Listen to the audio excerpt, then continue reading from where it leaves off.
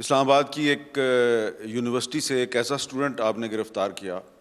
جو کہ امریکہ سے امپورٹ کر کے مختلف انگریڈینٹس جو ہیں تو یہاں پر وہ ڈرگز بنا رہا تھا، تو اس تک آپ کیسے پہنچے؟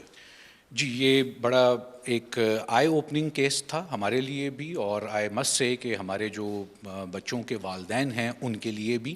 ایک بڑی ریپیوٹیبل یونیورسٹی کا 6 سیمسٹر کا بڑا پڑھا لکھا اچھا اسٹوڈنٹ جو انیشلی خود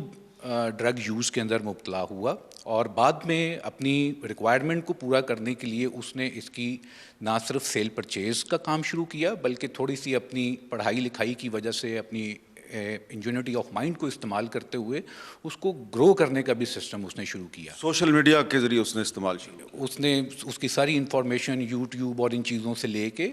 بیسیکلی اس نے ایک گھر کرائے کے اوپر لیا، اور اس کے اپر فلور کے اوپر باہر سے اس نے امپورٹ کیے سیڈز اور وہ یہ میریجوانا کے، اور وہاں پہ یہ ویڈ جس کو ہم بولتے ہیں، اور وہاں پہ اسپیشل اس کی یو وی لائٹس اور پوری انوائرمنٹ کریٹ کر کے وہاں پہ اس نے گروئنگ شروع کی، اور جو اس کو پروڈکٹ وہاں سے مل رہی تھی وہ پھر اسی طرح یونیورسٹی کے اسٹوڈنٹس کے درمیان میں وہ اس نے سیل بھی وہ کیا۔ یہ